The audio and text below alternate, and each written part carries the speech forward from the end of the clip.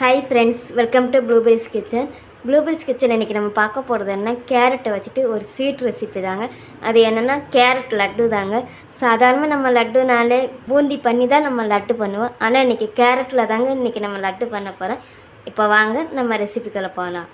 ரெசிபிக்குள்ளே போகிறதுக்கு முன்னாடி இப்போ தான் நீங்கள் முதல் முறையாக ப்ளூபெரிஸ் கிச்சனை பார்க்குறீங்கன்னா மறக்காமல் கொஞ்சம் சப்ஸ்கிரைப் பண்ணிக்கோங்க. இப்போ தான் நீங்கள் முதல் முறையாக ப்ளூபெரிஸ் கிச்சனை பார்க்குறீங்கன்னா மறக்காமல் கொஞ்சம் சப்ஸ்கிரைப் பண்ணிக்கோங்க. பக்கத்தில் இருக்கிற பெல் ஐக்கனையும் ப்ரெஸ் பண்ணிக்கோங்க. அப்போனா தான் நான் புதுசாக வீடியோ போட்டால் நீங்கள் என்னுடைய வீடியோவை பார்க்கலாம்.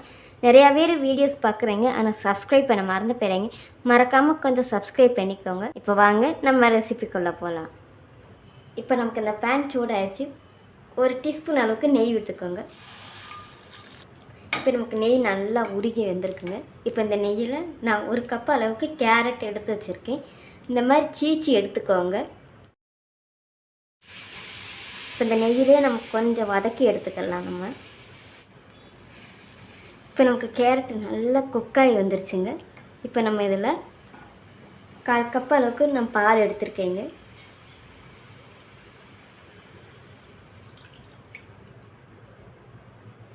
நான் 1/4 கப் அளவுக்கு சுகர் எடுத்து வச்சுருக்கேங்க. இனிப்பு நீங்கள் நல்லா சாப்பிடுவீங்கன்னா 1/2 கப்பு அளவுக்கு கூட சேர்த்துக்கலாங்க.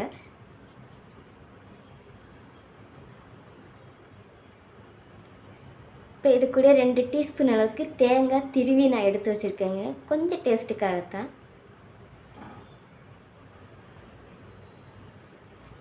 இப்போ இதெல்லாம் நல்லா மிக்ஸ் பண்ணி கொடுத்துக்கோங்க. வாசனைக்காக 1/4 டீஸ்பூன் அளவுக்கு ஏலக்காய் பொடி. இப்போ இந்த பாலில் நம்ம இப்போ இந்த கேரட்டை நல்லா குக் பண்ணி எடுத்துக்கணுங்க. பாருங்கள் ஃப்ரெண்ட்ஸ், நமக்கு ஒரு 5லேருந்து ஒரு 10 நிமிஷம் போதும். அதுக்குள்ளே நமக்கு இந்த பால்லே இந்த கேரட்டு நல்லா குக்காகி கிடச்சிரும். பாருங்களேன், இப்போ பால் சேர்த்ததுக்கு இப்போ இருக்கிற ஸ்டேஜுக்கு கொஞ்சம் வித்தியாசம் பாருங்களேன். அப்படியே நமக்கு திக்காய் வரும். பாருங்கள் ஃப்ரெண்ட்ஸ், நம்ம ஊற்றின பாலில் நல்லா கேரட்டு கூட குக்காகி பாலில் நல்லா வற்றி வந்திருக்கு.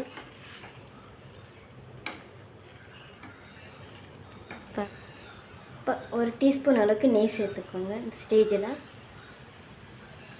நான் ஏற்கனவே கொஞ்சோண்டு முந்திரி பருப்பு கிஸ்மிஸும் நெய்யில் வறுத்தெடுத்து வச்சுருக்கேங்க. இப்போ இதையும் இது கூட சேர்த்துக்கிறேன். இப்போ நல்லா மிக்ஸ் பண்ணி எடுத்துக்கலாங்க.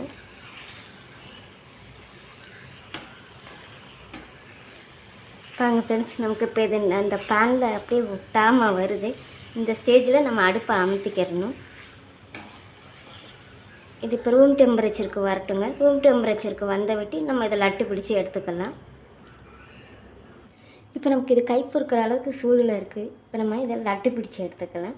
லட்டு பிடிக்கிறதுக்கு முன்னாடி இங்கே இந்த மாதிரி கொஞ்சமாக நெய்யோ எண்ணெயோ கையில் அந்த மாதிரி அப்ளை பண்ணிக்கோங்க. நமக்கு லட்டு கையில் ஒட்டாமல் கரெக்டு ஷேப்பில் வரதுக்காக. லெமன் சைஸ் அளவுக்கு நமக்கு போதுங்க.